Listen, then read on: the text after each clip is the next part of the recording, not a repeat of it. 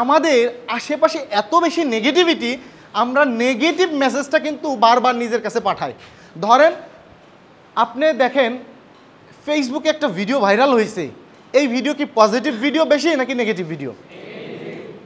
কারণ ওই জায়গাতে আমরা কথোপকথন করি, যখনই কথোপকথন করি বা আমরা একটু অ্যাটেনশন নেই, তখন কি হচ্ছে, সে ভিউ পাচ্ছে, সে ইনকাম করছে।